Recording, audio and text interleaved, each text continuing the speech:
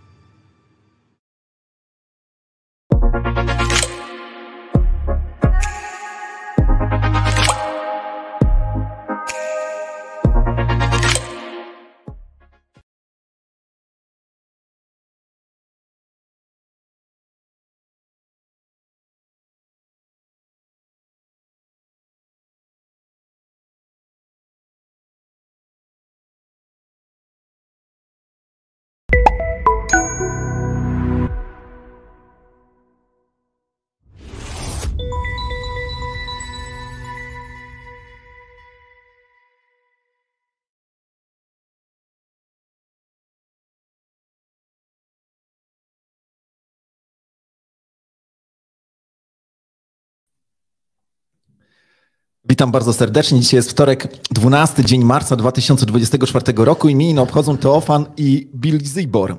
Za oknem mamy 7 stopni Celsjusza, zachmurzenie, blok BTC 834330, cena KNG 2,23 USDT, cena Cash 301 KNG, a to jest kwadrans z Kangą, wydanie 192. Proszę dajcie znać, jak nas widać, jak nas słychać i skąd nas oglądacie. Czołem Łukasz. Cześć Sławku. Łukasz, bardzo poważne pytanie. Co robi samobójca w łazience? Było. Było? Było, ale nie pamiętam. Próbuję się załatwić.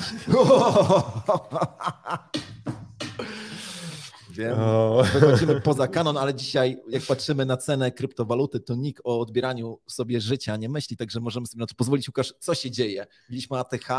Nudy. Nudy? Takie nudy. Tak, Marzyliśmy o takich nudach. Mamy faktycznie cały czas pięcie się ceny Bitcoina, pokonywanie kolejnych szczytów i wchodzenie w strefę ziemi nieznanej zupełnie. Tutaj oceny są bardzo, bardzo różne, bardzo skrajne. Jedni wieszczą jakieś korekty, inni wieszczą, że będziemy iść już tylko i wyłącznie w jednym kierunku.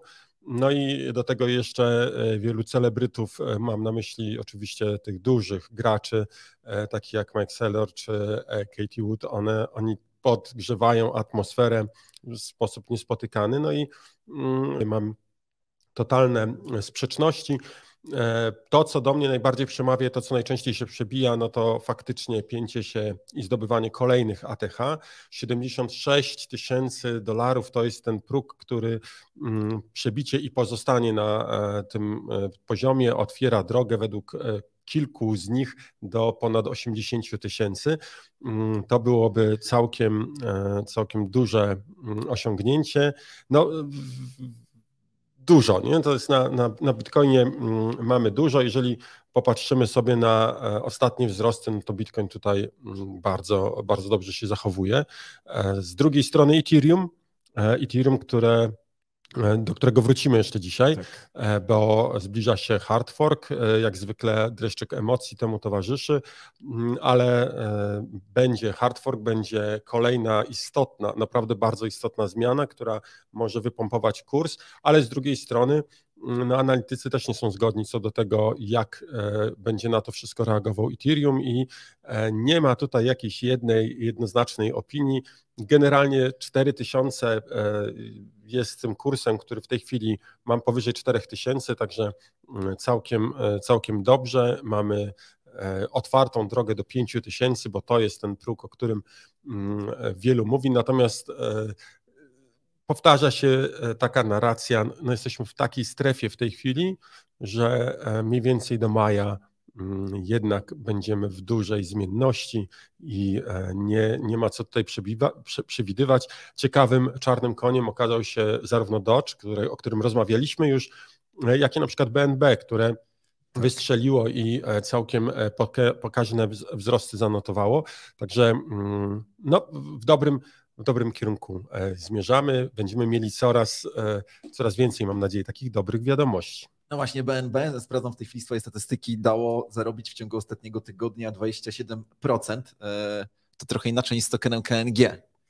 Tak I jest. trzeba o tym tutaj jasno mówić, też będziemy to komentować, no ale spoglądam jeszcze na inne swoje tutaj ciekawe propozycje, no i też rozmawialiśmy o Litecoinie. Litecoin, jak się patrzy na wykres wczoraj, to miał takie pionowe pójście do góry, teraz ma jakąś małą korektę, no ale dzieje się. Litecoin dał w ciągu ostatniego tygodnia zarobić prawie 10%, to więcej niż Ethereum i Bitcoin.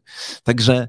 Ale nie dużo więcej. No nie dużo więcej, natomiast mówimy o Litecoinie. No o to tak, mi chodzi, że to był taki uśpiony, jak niektórzy mówią, uśpiony niedźwiedź, który zaczyna wychodzić w tej chwili i zamieniać się w byka. Zobaczymy, jak to będzie wyglądało. No ale właśnie, sprawdzałem statystyki przed wejściem tutaj w Ether. W tej chwili udział Bitcoina w rynku to jest cały czas ponad 50%, jeżeli chodzi o kapitalizację. A mówię o tym dlatego, że niektórzy wieszczą, że fakt, że altcoiny i memcoiny w szczególności, memcoiny w tej chwili biją jakieś rekordy, może być zapowiedzią końca hossy. Wiesz dlaczego? No zwykle to tak było, nie? Że najpierw Bitcoin do góry, potem ciągnął altcoiny i to właśnie był ten zmierzch hossy. Zwłaszcza jak memcoiny, właśnie te takie krypto, które nie miały teoretycznie żadnego zaplecza, one w momencie, kiedy dawały duże zwroty z inwestycji swoim inwestorom, to tak naprawdę było to zapowiedź końca hossy, tak to wyglądało w poprzednim cyklu i jeszcze w poprzednim. No a w tej chwili jesteśmy świadkami tego wszystkiego, ale mimo wszystko fakt, że to Bitcoin dominuje, jeżeli chodzi o kapitalizację, wskazuje na to, że my jesteśmy cały czas na początku albo w trakcie jakby pierwszej fazy naszego tego wzrostowego cyklu. No bo właśnie, wtedy, kiedy nastąpi ten moment, że Bitcoin zejdzie poniżej 50%, no to widzimy, że następuje no właśnie, migracja kapitału, co wcale nie musi oznaczać, że cena Bitcoina będzie spadać, ale że będzie następowała migracja kapitału w aktywa bardziej ryzykowne, co mówi, że przechodzimy do drugiego etapu naszej imprezy. No tak, to jest jedna z narracji. Trzeba pamiętać o tym, że Ethereum tutaj może trochę zaburzać całość, ponieważ Ethereum mocno się zaczyna wybijać i staje się zdecydowanie drugim aktywem, ale muszę powiedzieć o jednej rzeczy. Słuchaj, tutaj spróbuję szybko, może nie spróbuję, a po prostu udostępnię bardzo ważny ekran. Otóż mamy bardzo ciekawe zdarzenie, które wydarzyło się całkiem niedawno. Tak, otóż okazuje się, że Bitcoin wyprzedził srebro. Bitcoin wyprzedził srebro, jest teraz na 8. pozycji, jeśli chodzi o takie globalne spojrzenie na asety czy aktywa. Pierwsze jest oczywiście złoto, które ma prawie 15, ponad 14,5 tryliona, czyli to jest bilionów, tak? Ja już się gubię w tych cyfrach. 14 664 amerykańskie tryliony i całkiem dobrze sobie radzi. Ostatnimi czasy znowu notowaliśmy jakieś ATH, tak. Ale Bitcoin się wspina. 8. miejsce, przebił srebro. Uważam, że to jest bardzo, bardzo cenna rzecz. I teraz słuchaj, jedna uwaga. Otóż naprawdę bardzo wielu analityków takich poważnych, nie mówię o tych, którzy mówią o krótkoterminowych prognozach, tylko o tych długoterminowych. Tutaj poruszamy się w perspektywie kilku lat. Otóż oni wszyscy mówią, Bitcoin jest lepszy niż złoto. Tak. Bitcoin jest lepszy niż złoto, a to oznacza, że żeby kapitalizacja Bitcoina przegoniła złoto, to cena Bitcoina musi wzrosnąć 10 razy. Czyli Bitcoin musi kosztować ponad 700 tysięcy dolarów, żeby pokonać złoto. Całkiem dobra perspektywa. Stąd się biorą te wszystkie analizy, które mówią o tym, że Bitcoin będzie kosztował grubo ponad $500 000. $1 milion to oczywiście są zapowiedzi tych optymistów, ale już bardzo rzadko słyszę o takich korektach w dół. Raczej wszyscy korygują swoje prognozy w drugą stronę. Mówią, no, szczególnie Katie Wood, ona mówi, my prognozowaliśmy do 2030 $1 milion. Pomyliliśmy się, to na pewno nie będzie 1 milion, nie mówimy dokładnej kwoty, ale to będzie zdecydowanie więcej niż 2. Tak. No, nawet słyszałem jakby inną wypowiedź, że ona mówi, ten 1 milion osiągniemy wcześniej, chociaż nie podała daty, kiedy wcześniej wiadomo, że przed 2030 rokiem. No, musimy być ostrożni, no bo w tej chwili każdy z nas każdego dnia rano jak odpala wykres, no to oczywiście przeżywa tutaj dużo radości i też trochę satysfakcji. Będę chciał o Peterze Schiffie pogadać, o człowieku, który mówi, że złoto, Bitcoin nie, ale to zaraz. Tutaj czytam w tej chwili komentarze, dużo pytań na temat tego, czego nie ma na Kandze, ale trochę rzeczy będzie na Kandze, bo myślę, że zaraz zaprosimy Jacka, który opowie nam o nowościach, ale podoba mi się jeden komentarz, znaczy nie wiem, czy mi się podoba. Dzień dobry panowie, jest Sławek, są też spadki. Jak to interpretować? No 2 tygodnie wzrostów. Kamil był 2 razy na kwadransie z Kangą. Odkryliśmy taką zasadę. Może chociaż wejdź w kadry. Wejdź w kadr, to poprawisz nam tutaj notowania. Dobra, mamy strasznie dużo rzeczy do przegadania, ale wiem, że Jacek ma też trochę nowości do opowiedzenia. Może wpuśćmy go teraz, bo prosił, żeby przed 10 wejść. Także Jacku, zapraszamy. Dzień dobry bardzo. Dzień dobry, bardzo czołem. No ja chciałem 2 rzeczy tak na bieżąco skomentować z tego, co tu mówiliście. Będzie po angielsku Who cares about Litecoin? To jest... Oczywiście. To jest pierwsza rzecz.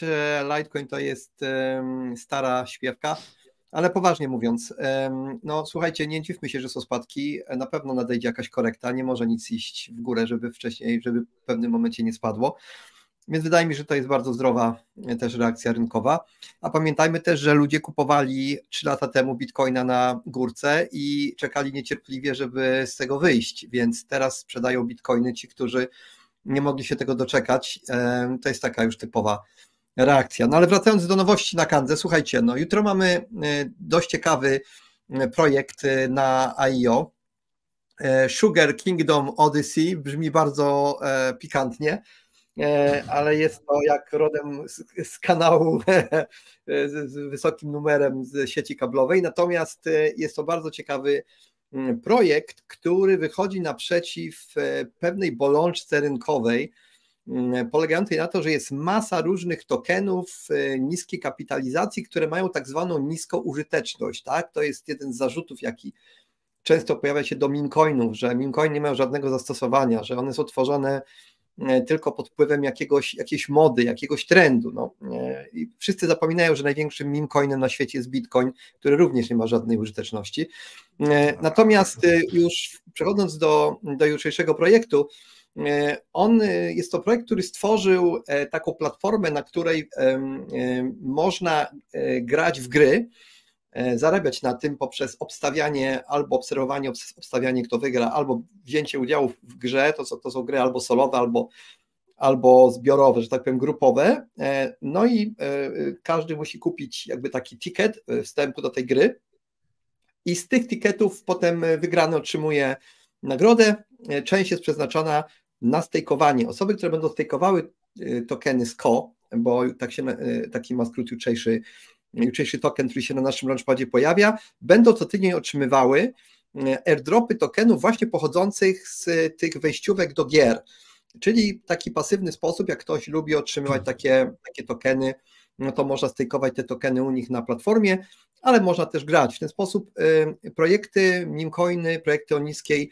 kapitalizacji, projekty, które mają niską użyteczność, będą mogły wykorzystywać tą platformę poprzez udostępnianie możliwości grania w te gry przy użyciu ich tokenów. To jest generalnie tak, że każdy projekt czy każdy token może być wykorzystany jako nagroda, jako wejściówka do gry i w ten sposób w ekosystemie Sugar Kingdom Odyssey, czyli Odysei, tego takiego słodkiego królestwa, będą pojawiały się różne tokeny w obiegu, które będą między innymi dystrybuowane do osób, które stykują ten token. Dlaczego taka nazwa? Była taka popularna gra Candy Crush, nie wiem czy pamiętacie, takie landrynki się przesuwało na komórce i ta gra wygląda bardzo podobnie, ona zresztą będzie też na komórki, będzie można sobie tam w poczekalni gdzieś czy w autobusie te landrynki przesuwać i w ten sposób wygrywać. Jest to taki bardzo, bardzo popularny sposób, taka bardzo popularna gra, zapijacz czasu, który jest bardzo atrakcyjny i miliony ludzi lubi w takie rzeczy. Zresztą podobne rzeczy w kasynach też widzimy, w tych wszystkich automatach. Więc słuchajcie, no taki projekt bardzo ciekawy, Sugar Kingdom Odyssey. Jutro u nas w prywatnej sprzedaży mamy prywatną lokację, ponieważ oni już za kilka dni na dużych launchpadach Red Kite Engine Starter i kilka innych i 29 będzie listing tego tokena i mogę od razu już wstępnie zapowiedzieć, że toczą się rozmowy na temat listingu tego projektu również na Kandze zaraz w pierwszych dniach kwietnia, więc bardzo interesujący projekt. To jeszcze, co chciałem zwrócić uwagę, jest to prywatna pula, ale harmonogram dystrybucji tokenów, tak zwany vesting, jest bardzo zbliżony do tego z rundy publicznej, w związku z tym tam jest niewielka różnica, więc można te tokeny złapać taniej, a mieć bardzo też atrakcyjny sposób dystrybuowania tych tokenów, więc wszystko oczywiście wszystkiego się można dowiedzieć na naszej stronie, na launchpadzie kangowym. Zapraszamy bardzo serdecznie. Już wstępnie zapowiadamy, że ciekawe rzeczy mamy na najbliższe tygodnie również. No i druga rzecz, którą chciałem Wam dzisiaj powiedzieć, i to chyba jest coś, czego wiele osób wyczekuje, bo zapowiadaliśmy sezon na airdropy. No i pierwszy airdrop, słuchajcie, już w najbliższych 2-3 dniach. Snapshot został zrobiony wczoraj, więc będziemy rozsyłali tokeny Bounty Temple, jednego z naszych ostatnich IEO. Projekt przekazał nam trochę tych tokenów, w związku z tym osoby, które stejkowały co najmniej 200, czy stejkują co najmniej 200 tokenów KNG, ale wymyśliliśmy to w ten sposób, że będą trzy poziomy. Osoby, które stejkowały od 200 do 499, od 500 do 1999 i od 2000 plus, także w trzech takich zakresach będą te tokeny rozdawane. Ja od razu chciałbym tutaj powiedzieć jeszcze jedną rzecz, jeżeli jestem przy mikrofonie. Załóżmy, że te airdropy to są takie prezenty, to są gifty od projektu za to, że pojawiają się u nas na Kandze, w podziękowaniu też za to, że nasi użytkownicy kupują te tokeny w czasie eventów launchpadowych. W związku z tym nie traktujmy tego jako jakichś pokaźnych darów, bardziej jako prezentów i będziemy tych tokenów rozdawali teraz sporo. Outlanders już jest w kolejce, niedługo będą kolejne, więc potraktujmy to raczej długofalowo jako możliwość zdobywania tych tokenów, nawet jeżeli tylko wspieramy dobrą myślą to, co się dzieje na Kandze. Także tyle od mojej strony. Dziękuję Wam bardzo. Dzięki Jacku. Tak, też chciałem przypomnieć właśnie o tych airdropach, które się zbliżają. Pierwszy będzie w tym tygodniu, kolejne w następnych tygodniach i dniach, bo faktycznie tych airdropów będzie nie jeden, nie dwa, a znacznie więcej, także jeżeli ktoś uważa, że to byłoby coś fajnego dostać taki prezent, to zachęcamy. 200 kang trzeba stejkować, to jest to minimum. Tutaj niektórzy mówią, że cena niska, no to może warto dokupić, żeby mieć te 200 kang. Tutaj Adrian pyta, czy one się pojawią w portfelu, czy trzeba jakoś je odebrać? One będą do odebrania jako nagrody. W zakładce portfel, nagrody czy rewards i tam będzie do odebrania airdrop. On nie ma jakiegoś krótkiego terminu, także bez problemu każdy zdąży, kto się loguje, odebrać te tokeny. Będziemy oczywiście informować i to jest powód albo jeden z powodów, dla którego warto kliknąć subskrybuj, dzwoneczek, zapisać się na nasze social media, żeby wiedzieć i być na bieżąco o tego typu akcjach. Tam też będziemy o tym informowali, więc nie zapomnijcie dać też lajka oczywiście do tego filmu. Zależy nam na tym, żeby jak najwięcej było tych lajków. Próbujemy dotrzeć do jak największej liczby osób. Chcemy z informacją Kandzy dotrzeć i tylko Wy możecie nam pomóc. Tak, a Łukasz, za Twoją głową po prawej stronie widać taki licznik, 9850 subskrypcji, tyle w tej chwili mamy. Zmierzamy do 10 000, pomóżcie nam osiągnąć tutaj ten kawałek, nie tylko nam, znaczy nam jako społeczności, o to właśnie chodzi. Krótki taki mój komentarz. Ostatnio oglądam, czy zauważyłem taki trend, oglądam wiele jakichś blogów na YouTubie i to takich podróżniczych, nie? I muszę powiedzieć, że zacząłem to już nawet denerwować, bo zacząłem słyszeć, że jest jakaś rozmowa, o czymś tam rozmawiają i mówią i nagle wycinają jakieś pojedyncze słowa, wyciszają. To jest jakaś jakaś masakra. To dotyczyło jakichś słów, których nie chcę teraz mówić, bo podobno algorytmy Google, jak usłyszą te słowa, to automatycznie tam robią shadowbana i to jest po prostu normalnie 1984. Ja się zastanawiałem, jak to będzie, że jakaś cenzura będzie to wszystko pilnowała, jak to da radę zrobić, a to się okazuje, że ludzie sami siebie cenzurują i zaraz się okaże, że nie można mówić o przykrych, złych rzeczach, o jakichś niebezpieczeństwach, tylko trzeba mówić same fajne, uśmiechnięte rzeczy i wtedy będzie dobrze, ale ja, że tak powiem, nie będę trzymał się tego trendu. Chcę wam pokazać jeden obrazek, o którym troszeczkę Jacek już zasygnalizował. Mówimy o korektach i teraz zobaczcie, jak wyglądały korekty podczas poprzedniej hossy. Poprzednia hossa, korekta na poziomie 38%, drugie 38%, 33%, 38% spadku, czyli jeżeli szybko sobie policzę 72 000 razy 0,72, to znaczy, że spadlibyśmy nagle do 51 000. Ale to jest nic niezwykłego. Tak, właśnie o to chodzi, że jak nie ma korekty, to znaczy, że coś jest złego, niebezpiecznego. Jak się pojawia korekta, to znaczy, że zbliżamy się coraz mocniej do kolejnego wybicia. Tutaj ktoś napisał, że tak mocno sępimy o te lajki, że ich nie dostaniemy. To napisał 3 czy nie wiem, czy dobrze przeczytałem twoje... 3. Tak. No jasne, jednak nie pozostało nam nic innego, jak tylko po prostu prosić o to, no bo jesteśmy niepopularni co do naszych opinii. Dobra, tutaj zadał ktoś pytanie o to, jak to jest, że ktoś jeszcze rzuca tokeny KNG na rynku. Ja tylko przypomnę, że ostatnią wyprzedaż tokenów KNG mieliśmy w listopadzie 2022 roku. To była ostatnia wyprzedaż i tak ustawiliśmy kompozycję cliffu i vestingu, czyli tego jak gdyby dystrybucji tych tokenów, że ona się kończy chwilę przed halvingiem Bitcoina. To oznacza, że osoby, które wtedy kupiły te tokeny i z jakiegoś powodu nam nie ufają, no to ciągle je sprzedają. Spodziewam się, to nie jest oczywiście żadna moja porada, to jest tylko i wyłącznie moja koleżeńska intuicja, że przed majem ten zrzut nastąpi.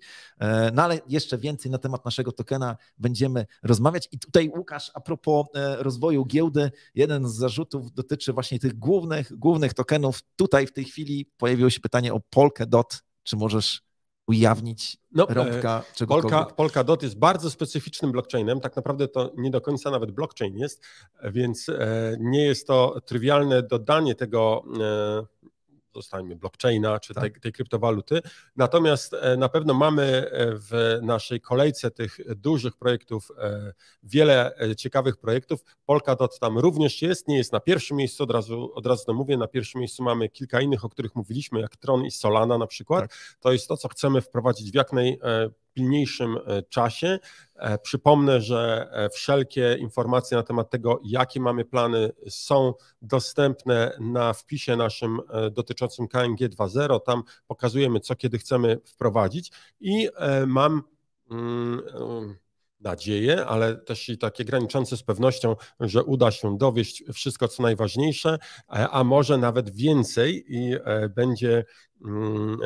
będzie miłe zaskoczenie. Ja chcę jeszcze pokazać jeden obrazek, jedną rzecz. Otóż słuchajcie, popatrzmy chwilkę jeszcze na tego Bitcoina i co się z nim dzieje.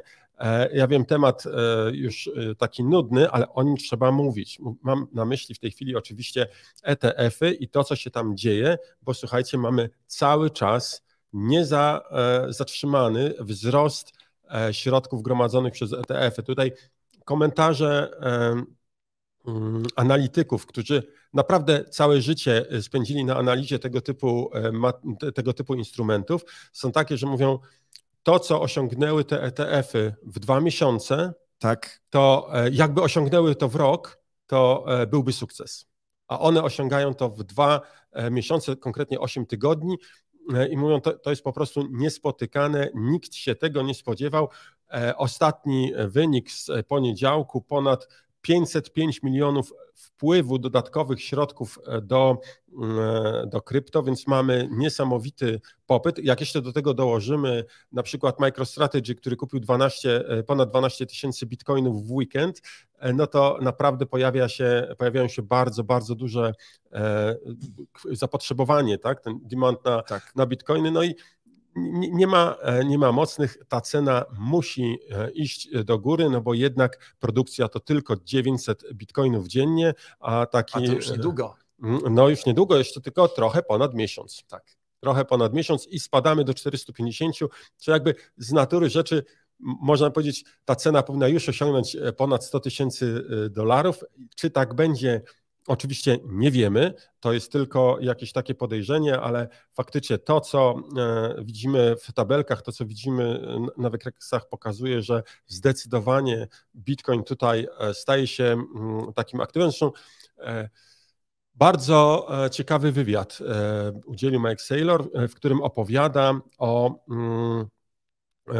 właśnie o Bitcoinie. To poczekaj, bo ty będziesz chciał co pogadać, ale chciałem tylko powiedzieć, że 2 dni temu pojawiła się informacja, że BlackRock przegonił MicroStrategy, jeżeli chodzi o ilość posiadanych bitcoinów. To był ten moment, że ten największy ETF już pokonał Michaela Saylora i okazuje się, że dzień później MicroStrategy wrzuca, czy Michael Saylor wrzuca tweeta, że dokupili bitcoinów, trochę sprowokowani tym, co BlackRock zrobił. Nie znam statystyk z dzisiejszego dnia, ale wygląda na to, że cały czas liderem jest jeszcze MicroStrategy.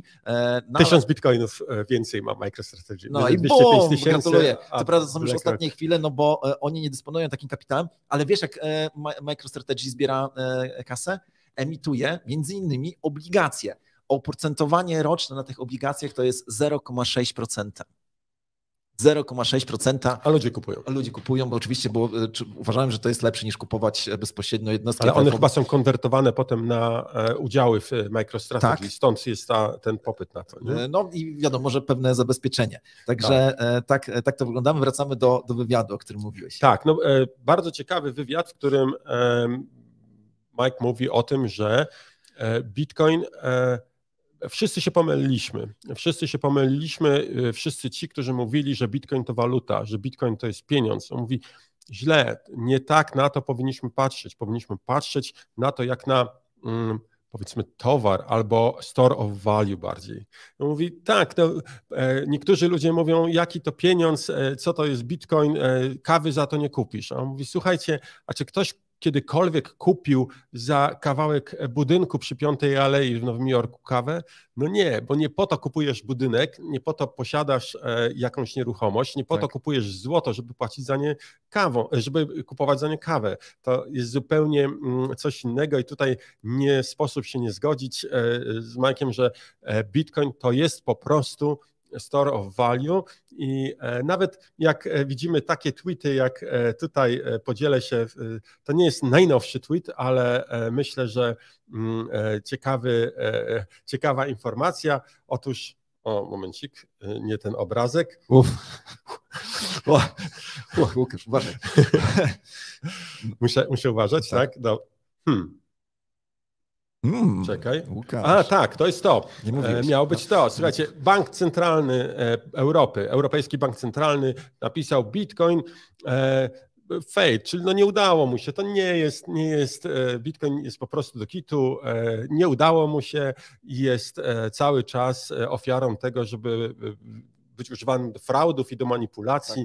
Tak. Ja nie wiem, gdzie ci ludzie żyją, co oni biorą, bo wydaje się, że po prostu mają własną bańkę i mam do nich pytanie, co zrobicie, jak bańka pęknie, co zrobicie, gdzie będziecie żyć, bo wygląda na to, że faktycznie jest dokładnie odwrotnie, nie tak jak wy mówicie, no chyba, że wy oglądacie tego analityka amerykańskiego, który występuje w telewizjach bardzo często, który powiedział ostatnio, sprzedaj wszystko, sprzedaj wszystkie bitcoiny, bo to jest ostatnia chwila, żeby wyjść z bitcoina, sprzedaj, no i poszło do góry. Jeżeli pamiętacie jego nazwisko, dajcie znać, bo ja cały czas zapominam, jak on się nazywa. Znany komentator, który nawet jest mowa o tym, o wskaźniku jego imienia, który mówi o tym, jak on mówi, że spadnie, to znaczy, że wzrośnie.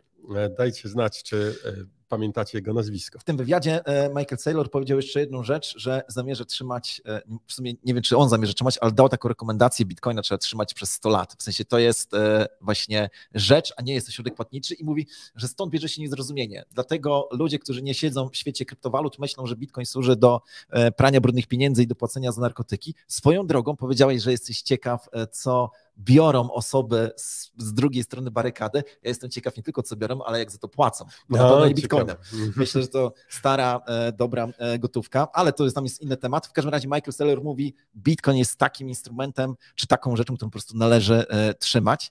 I jest jeden człowiek, znany analityk. Poczekaj, bo chcę jedną rzecz powiedzieć. Adrianie, dziękuję. Jim Cramer to jest ten człowiek. Dziękuję bardzo za przypomnienie jego nazwiska. Powinniśmy zapisać, bo na pewno w anałach historii się zapisze i na Wikipedii w historii o Bitcoinie pojawi się jego nazwisko. No może nie tak jakby chciał, ale się pojawi. Ale się pojawi. To tak jak ten gościu, który spalił kiedyś bibliotekę aleksandryjską, bo chciał być do historii. Kramer też przyszedł do historii. Ale właśnie, przechodzimy teraz do innego naszego bohatera, co jest związane oczywiście też z Michaelem Saylorem i innymi osobami. Peter Schiff, człowiek, który jest po prostu gigantycznym fanem złota i nie może przeżyć tego, że w tej chwili nikt nie mówi o tym, że złoto ma swoje ATH. I on mówi, oglądam CNBC i wszyscy mówią o Bitcoinie, a przecież ten Bitcoin to jest tak naprawdę jedno wielkie oszustwo. Tutaj wszedłem sobie w tej chwili na X-a Petera Schiffa i może mi się uda znaleźć taką statystykę, którą on przeprowadził. O, jest. Tutaj jest pytanie, kto pierwszy osiągnie cenę $10,000?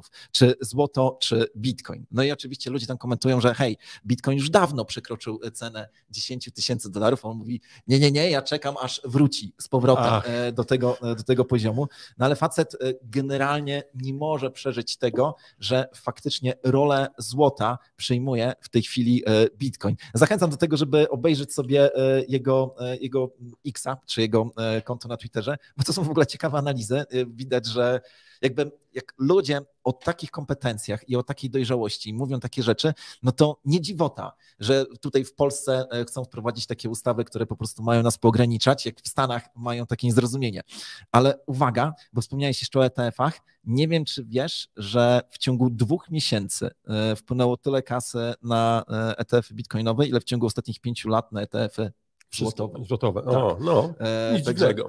Także dzieje się. Okay. Tutaj może jeszcze jedna wzmianka. Otóż okazuje się, że spadły ratingi co do tego, czy ETF-y ETH zostaną zatwierdzone w maju. Już były, nie pamiętam poziomu, chyba 50 czy 60% było, że wejdą, że pojawią się, a w tej chwili zostały obniżone do 35%. Motywowane to jest tym, że jest cisza w eterze. Cisza w eterze, SEC nie wypowiada się na temat tych ETF-ów. Ciekawe dlaczego. Ja mam cały czas dużą nadzieję, że te ETF-y zostaną zatwierdzone. Tak sobie myślę, że ETH po prostu za szybko urosło i ci, co chcieli kupić, nie kupili, nie mają czasu się przygotować, więc warto trochę cenę przystopować. Czy im się uda, zobaczymy. No, mamy wielkie wydarzenie na Ethereum i tutaj komunikat do wszystkich. Ten hard fork odbywa się jutro w Polsce, to będzie około godziny 15 polskiego czasu, w związku z czym my na Kanze z celów takich czysto higienicznych wstrzymujemy procesowanie wpłat i wypłat około godziny 13 i dotyczy to zarówno Ethereum, tokenów opartych o Ethereum, jak i wszystkich layerów drugich opartych o Ethereum. Ta przerwa w mojej ocenie nie powinna być długa.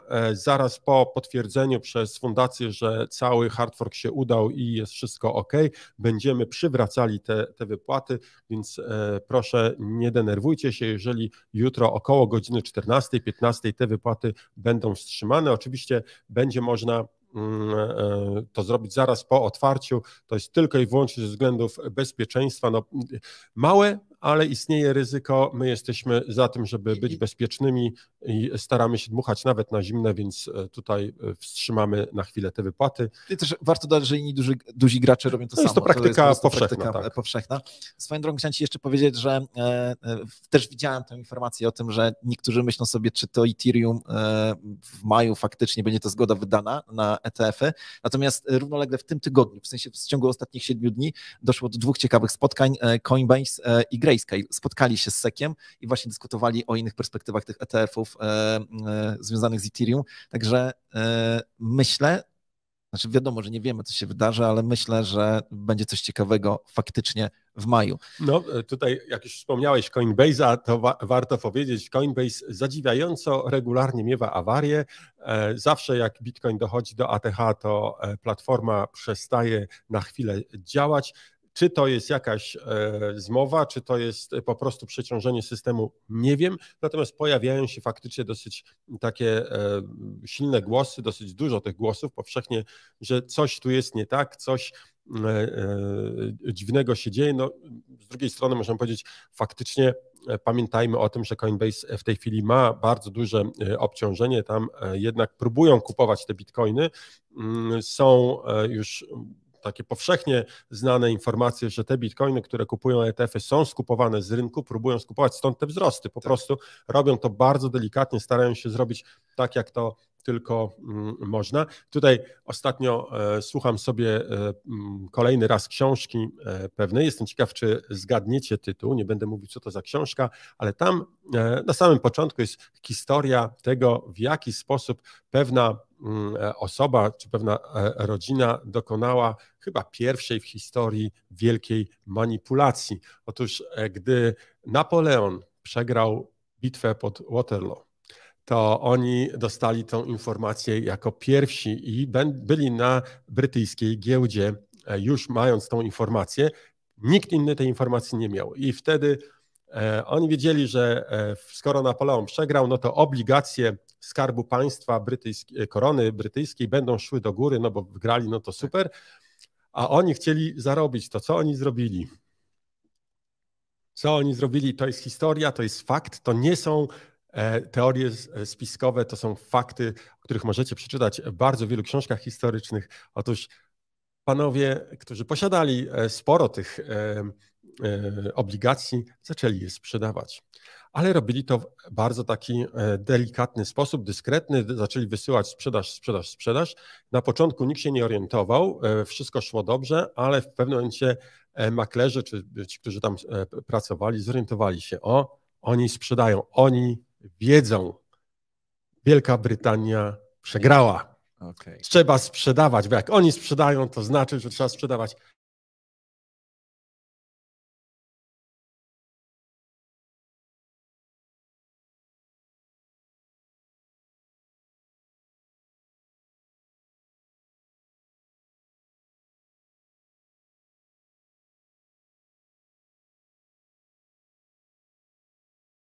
Zaczęli kupować, skupili olbrzymią ilość tych papierów, stali się głównym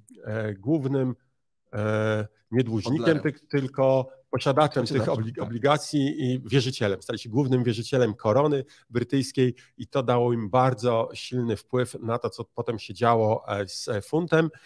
Niesamowita historia. Tak, to Rothschild zrobił, to prawda, wojna o pieniądz. Odgadli tutaj kilka osób odgadło. Zresztą ktoś zauważył pewną koincydencję, że jak zaczęłeś o tym mówić, to nagle obraz znikł. Może weszła cenzura.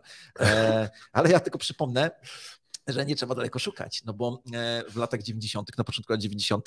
kurs dolara do złotówki był sztywny. Był zapewniony przez Ministerstwo Finansów i w tajemnicy przygotowano ten dzień, kiedy kurs został uwolniony. Nikt o tym wcześniej nie wiedział, ale jakoś tak się okazało, że dokładnie tego dnia, kiedy został uwolniony, na granicach stało już punkty kantorowe należące zresztą do jednego z senatorów, ale to pewnie po prostu zbieg okoliczności, przypadek. Ciekawe, czy o takich rzeczach też możemy mówić. Tutaj jeszcze jeden przykład z współczesnej historii. Otóż jak pan Soros chciał kupić miedź, to co on najpierw zrobił?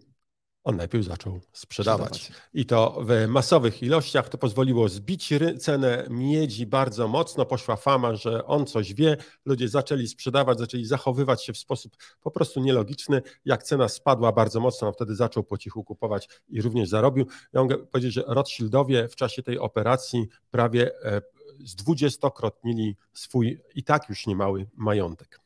Okej, chciałem powiedzieć, jak można jeszcze, w jaki sposób można zarobić. Znowuż to nie jest porada inwestycyjna, to jest porada koleżeńska. Mianowicie w Kanga Shop pojawiły się dwie koszulki.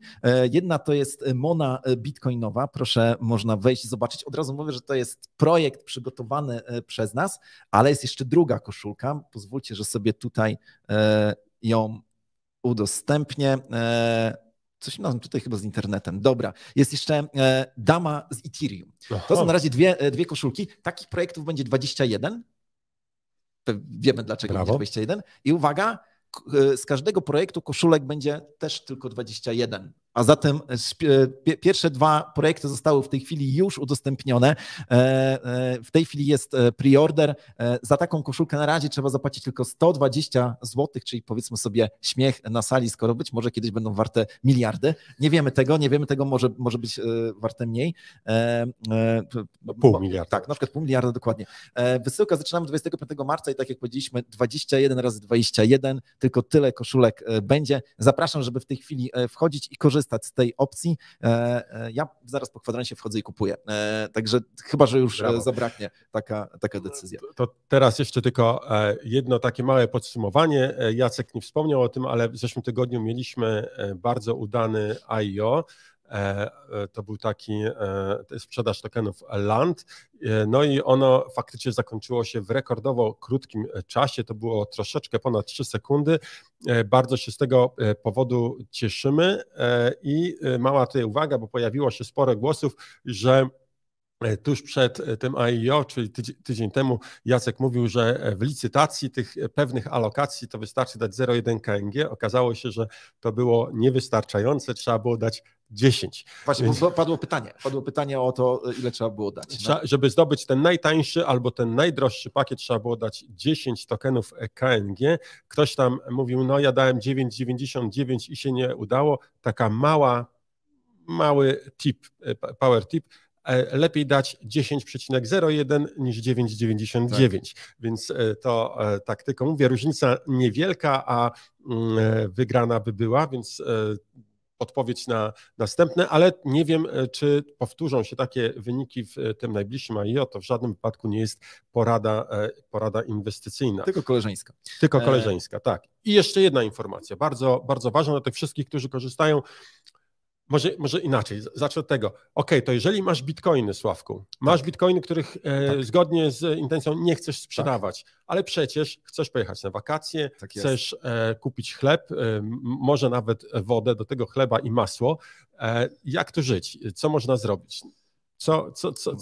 Można na przykład skorzystać z Kanga Loan. Dokładnie, z Kanga Loan to jest jedyny sposób na to, żeby jakoś tak krótkoterminowo się skeszować, nie patrząc na to, że ta cena bitcoina jest jeszcze strasznie niska. Taki Kanga Loan można brać również na Kanze, jak tylko pojawia się płynność.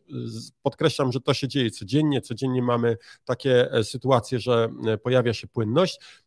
Wiemy, że część osób robi w drugą stronę, czyli zapewnia tą płynność korzystając z naszych stakingów i tutaj informacja, wyszliśmy naprzeciw oczekiwaniom, stakingi miały opóźnienie w likwidacji lokaty na koniec okresu obowiązywania, ten okres zostaje skrócony do maksymalnie 24 godzin, czyli jak kończy się staking, będzie można natychmiast odebrać środki i przekazać je na kolejny staking. To jest taki ukłon w stronę tych wszystkich, którzy tutaj byli trochę tym zawiedzieni. Będzie taka funkcjonalność już na dniach, także najbliższe stakingi, jak będą się kończyły, będzie można jakby pobrać czy odebrać środki, które tam były zdeponowane od razu. Oczywiście ci, którzy zrywają umowę wcześniej, mają opóźnienie dalej, ale ci, którzy czekają do końca i odbierają nagrodę oraz środki, mogą to zrobić natychmiast po zamknięciu stakingu. Tak jest, przeglądam komentarze. Tutaj dostaliśmy od Piotra Łączowskiego już awansem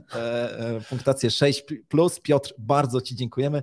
Adolf, zauważaj jedną rzecz, że teraz jak powiedziałeś o tym, żeby dawać 10.01, to wszyscy będą dawali 10.01. Czyli trzeba dawać 10.02. Albo 10.011 lub jakoś tak. A z kolei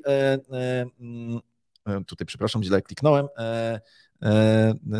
Jest też krytyka Kanga Loan, że jeżeli dasz bitcoina, to możesz pozostać z niczym. No jeżeli cena bitcoina faktycznie spadnie bardzo gwałtownie, to tak może się zdarzyć, ale jakie jest proste rozwiązanie? Otóż wcale nie dawajmy tego zastawu na granicy. Ja uważam, że tutaj można po prostu dać zdecydowanie większy zastaw niż potrzebujemy środków. Jeżeli potrzebujemy 1000 zł, wystarczy, że damy bitcoina o wartości 2-3 tysięcy złotych. Dalej nie musimy go sprzedawać, dalej on jest jakby w naszej własności, a mamy do dyspozycji środki, z którymi możemy coś zrobić. Nie musimy sprzedawać fizycznie bitcoina, no bo trafienie w dołek, trafienie w to, żeby kupić w tej najniższej cenie, sprzedać na górce, to no mi się nie udaje, ja raczej odwrotnie.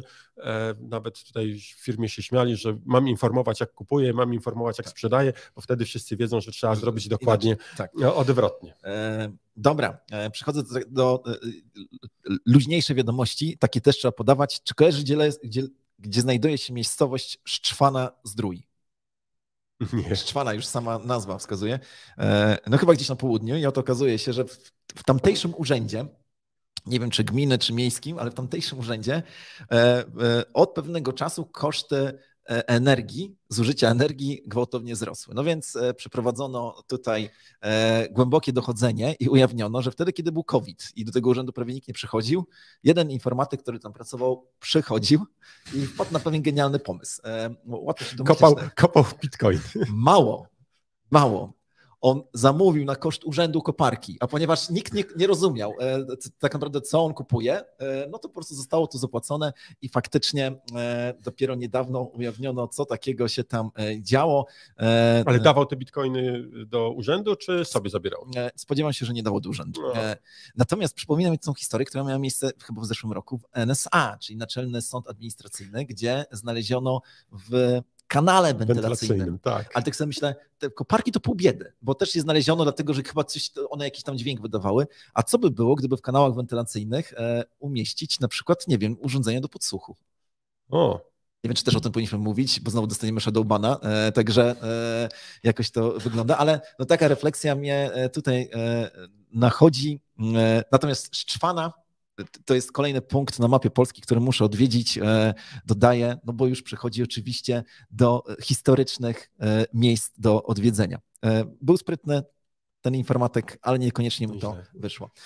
No ja muszę teraz, skoro mówimy o luźnych historiach, to tylko powiem, przypomnę tym wszystkim, którzy może pierwszy raz nas oglądają i nie słyszeli jeszcze o tym systemie kupowania bitcoina w sposób systematyczny poprzez ciągłe dokupowanie. Oczywiście nie byłbym sobą, jakbym nie pokazał naszego genialnego arkusza przygotowanego przez guru Google'a i...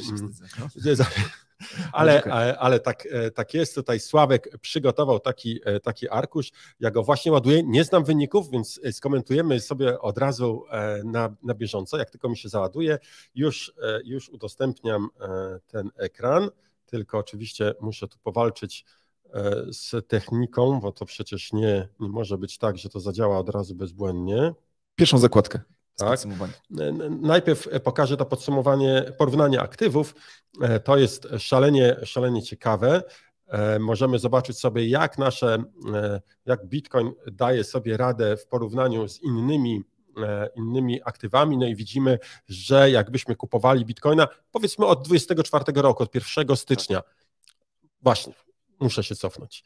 Co tutaj zrobiliśmy? Tutaj zrobiliśmy eksperyment, prawdziwy eksperyment na rzeczywistych danych. Co by było, gdybyśmy kupowali Bitcoina, Ethereum, Litecoin albo inne tutaj aktywa po $1, wydając $1 każdego dnia.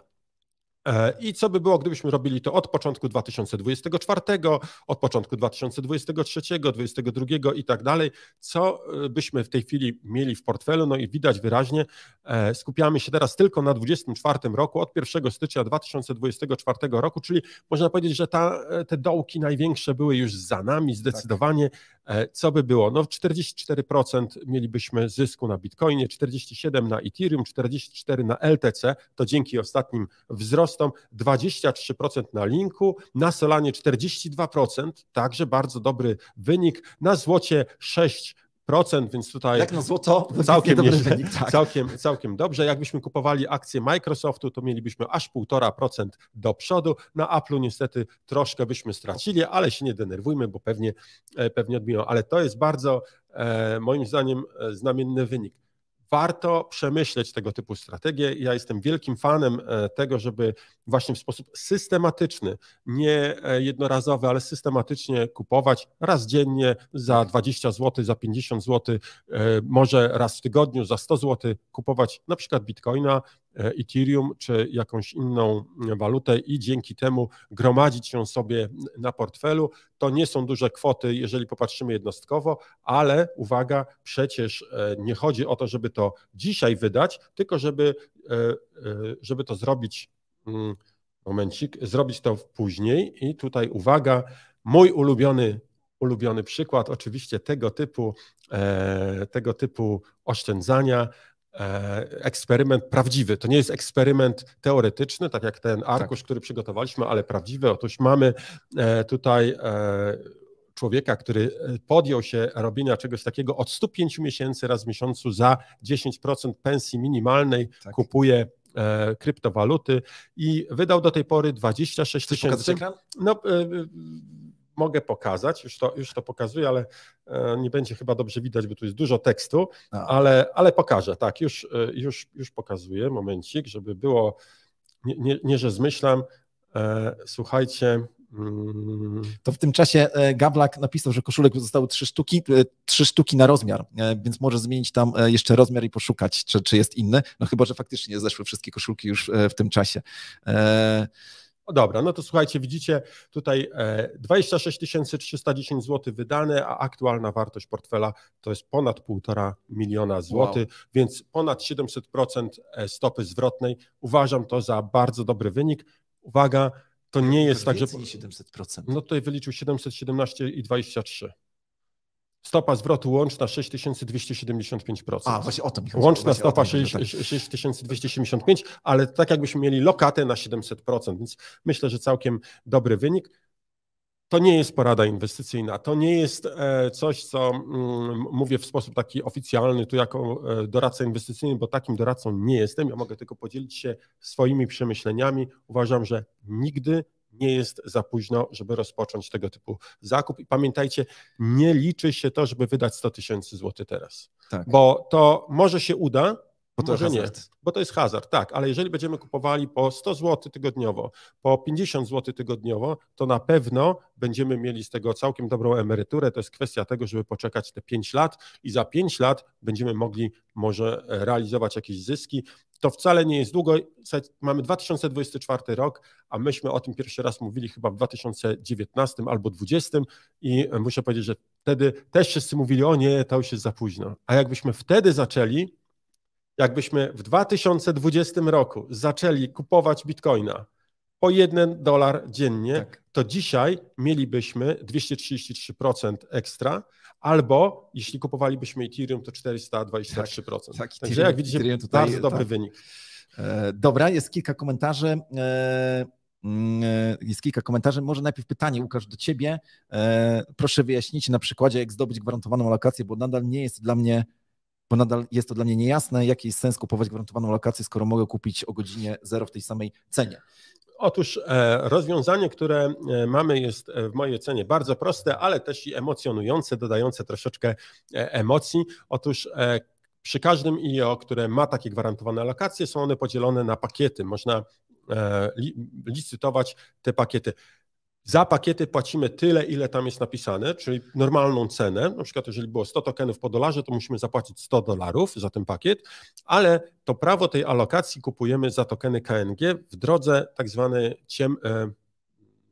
nie ciemnej, tylko blind auction, czyli takiej ślepej licytacji. Czyli mówimy, my kupimy sobie, chcemy kupić ten pakiet alokacji i podajemy kwotę w tokenach KNG, jaką chcemy za to zapłacić. Czyli nasz koszt łączny zakupu tych tokenów to jest wartość nominalna, na przykład $100 i do tego koszt kangi, czyli na przykład, nie wiem, 1 kangę. I to jest nasza oferta, to trafia na stół, jest zapisywane w systemie i w momencie zakończenia licytacji startujemy od największego pakietu i sprawdzamy, kto wygrał. Wygrać można tylko jeden pakiet, więc jeżeli damy ten najdroższy pakiet i zalicytujemy też na innych pakietach, to od największych pakietów będzie zaczęta rozliczanie licytacji, więc jeżeli wygramy ten najdroższy, to nasz głos w tych tańszych zostanie od razu anulowany, więc nie można wygrać 2 pakietów, można wygrać tylko 1. No i ważne jest to, że licytacja jest w ciemno, czyli nie znamy tych kwot, dowiadujemy się dopiero w momencie zamknięcia i wygrywają ci, którzy dali najwięcej tokenów KNG na tyle pakietów, na ile jest. Jeżeli ostatnia cena była identyczna, na przykład 10 KANG, tak jak było ostatnio, to część osób, które dała 10 KANG, nie otrzymała pakietów, ponieważ dali głos za późno. Czyli liczy się również kolejność zgłaszania w takich ekstremalnych sytuacjach. I odpowiedz na pytanie, bo tutaj Silver Card zadał pytanie, no dobra, ale przecież ja mogę sobie o godzinie 0, jak zaczyna się już wyprzedaż IEO, mogę sobie wejść i kliknąć pod 100 pakietów. Oczywiście, że możesz kliknąć, ale tak jak to było w czasie ostatniego IEO, tutaj naprawdę milisekundy grały rolę. Jeżeli ktoś miał troszeczkę wolniejsze połączenie i za późno kliknął, to już nie kupił, bo naprawdę przez 3000 milisekund, czyli przez 3 sekundy były zbierane kliki od użytkowników, a te 3 sekundy to jest naprawdę bardzo, bardzo mało. To nawet czasami może być opóźnienie w odświeżaniu ekranu, w sieci, w przesyle i tak dalej. To może zaważyć o tym, czy uda się tobie kupić, czy nie.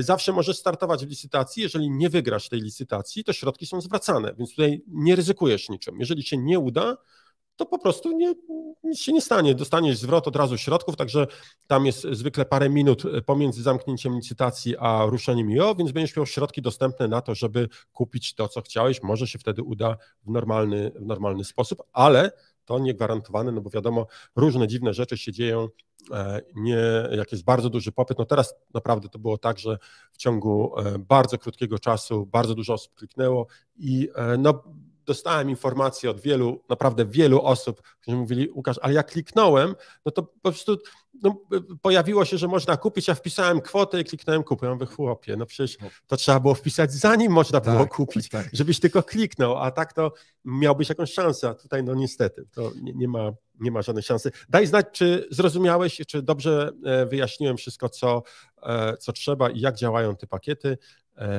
Zależy nam na tym, żeby to było jasne i zrozumiałe. Dobra, przechodzę teraz do pokazywania kolejnych niewygodnych komentarzy. Pierwszy komentarz, Krzysiek Domagała napisał: nie ma sensu hodować?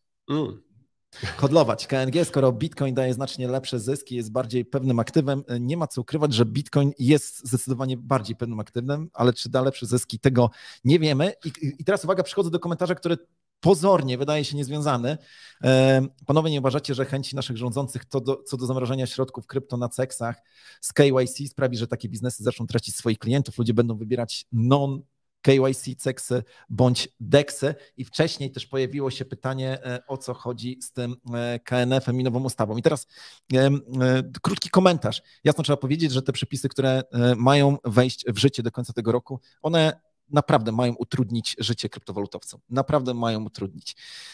Ja jednak i my tutaj w Kandze dostrzegamy w tych przepisach szansę. To znaczy uważam, że kto jak nie my możemy w legalny sposób, zaspokajając przepisy ustawy i ducha ustawodawcy, możemy po prostu doprowadzić do tego, że i tak interes naszej społeczności będzie zaspokojony i będzie bezpieczny. Ci, którzy jesteście z Kangą od początku, wiecie, o czym mówię.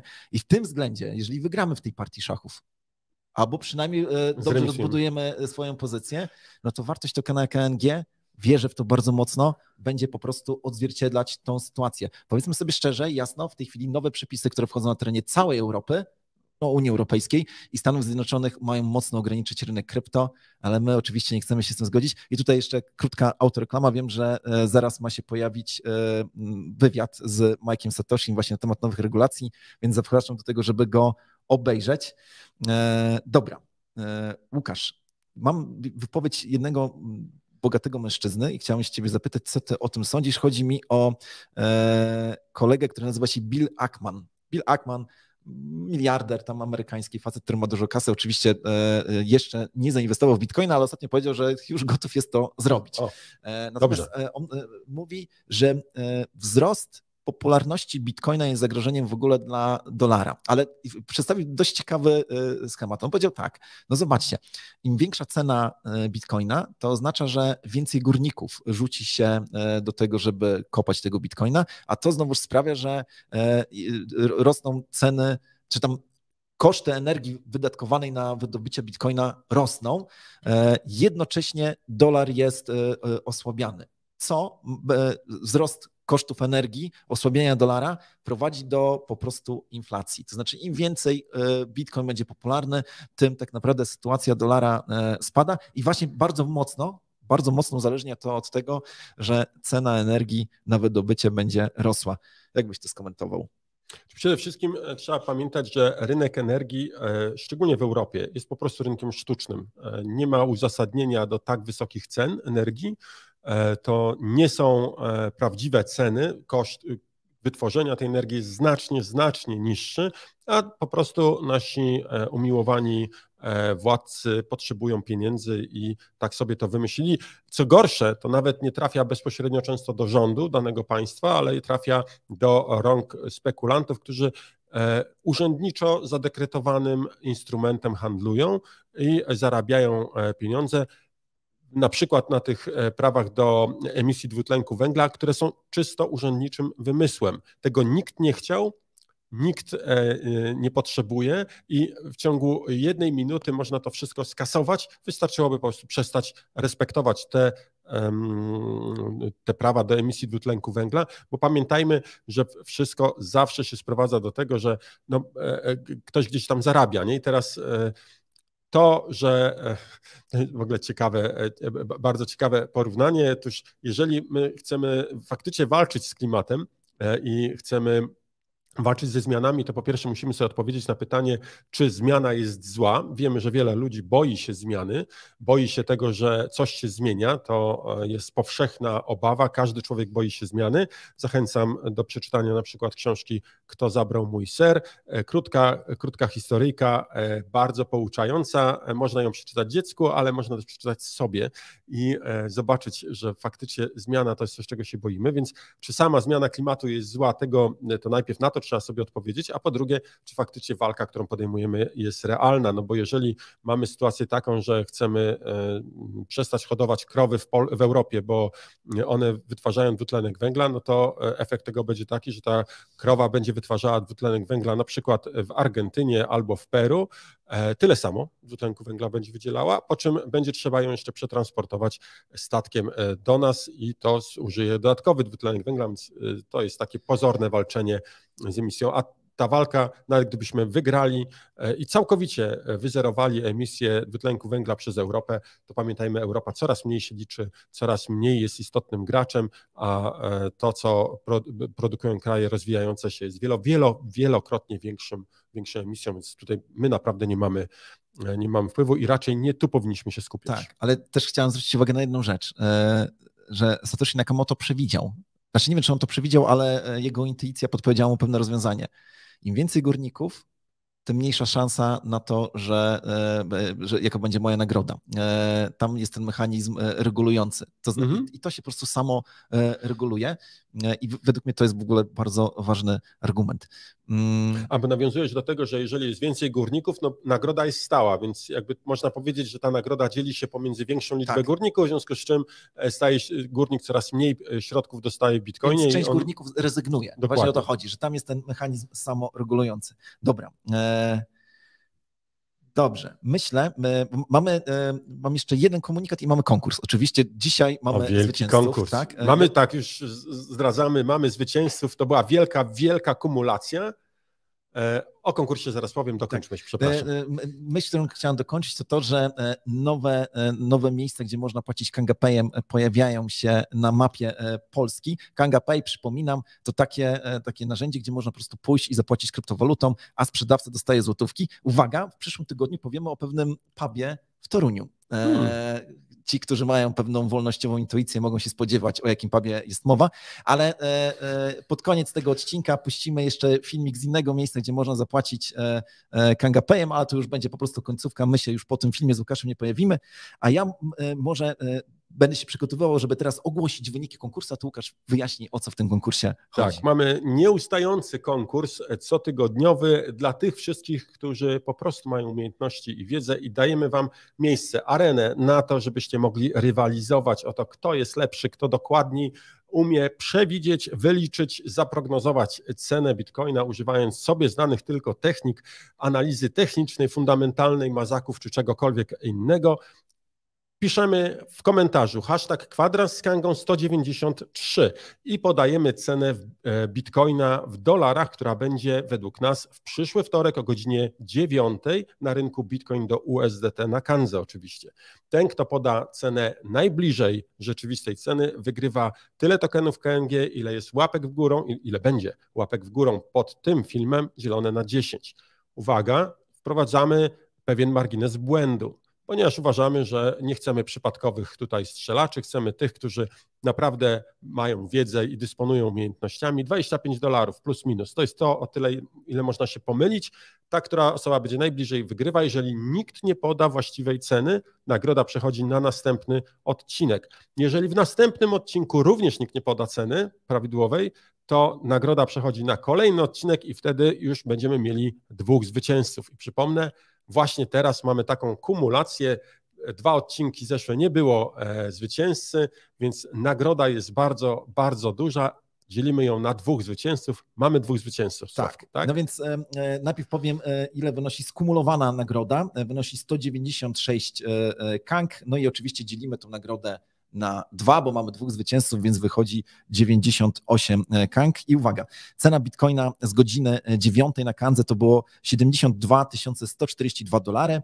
Pierwszym zwycięzcą okazuje się Miro 471. Miro 471 podał cenę $72 121 i drugim zwycięzcą okazuje się Marcin R. 6180, który podał cenę $72 155. Gratulujemy tutaj zwycięzcom. Jesteśmy wzruszeni i dotknięci całą tą sytuacją.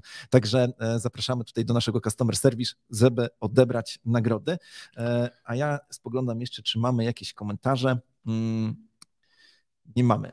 No to co, Łukasz, czy przechodzimy przed filmem do okrzyków wojennych? Tak, ja tylko ostatni raz zachęcam wszystkich do tego, żeby zasubskrybować ten film, dzwoneczek kliknąć, żeby nie ominęła was żadna nowa produkcja na naszym kanale YouTube'owym.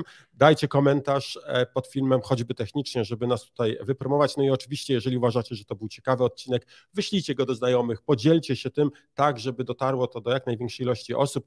Tak jak mówiliśmy, mamy poczucie, że jesteśmy mocno przyciskani tutaj przez YouTube'a, który ogranicza nam zasięgi. Nie podoba nam się to, ale akceptujemy to. Wolny rynek. Już kilka razy widzieliśmy zadziwiające spadki naszych tutaj subskrypcji, ale nie poddajemy się, idziemy do przodu, jak zwykle do przodu, bo wiemy, że i tak wygramy. Tak jest. Nasze okrzyki wojenne. Dzisiaj powiem, używaj odważnie Kangi i kryptowalut, w skrócie UOKiK. A ja standardowo Bitcoin ciągle królem BCK i jak na razie widać, że całkiem nieźle sobie radzi.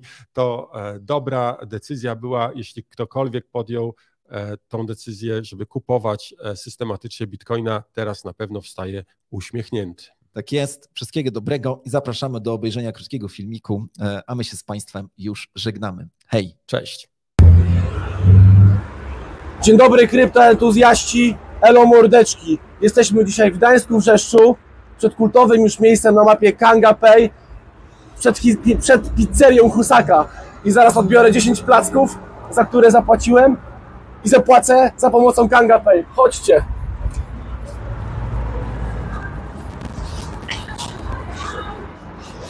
Chodźcie. Siemano. Cześć moi kochani, fajnie, że przyszliście. Elo. Mamy dla was wasze pizze. Chłopaki, mam dzisiaj pomocników ze sobą. To moje chłopaki. Spójrzmy na to. Ciasto elegancko wygarowane. Neapolitański placek taki jak lubię. Spójrzcie na tego luja. Pewnie. To co, płacimy? Płacimy. Za pomocą Kanga Pay, rzecz jasna. Dawaj, 742.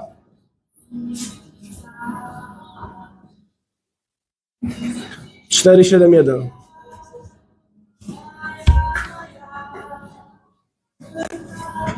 Wybieramy po mojej stronie Omega złotówki. I poszło. Pewnie. Dzięki wielkie, trzymajcie się, do zobaczenia. Szybko i bezpiecznie. A my Do zobaczenia. idziemy na dobrą szamę.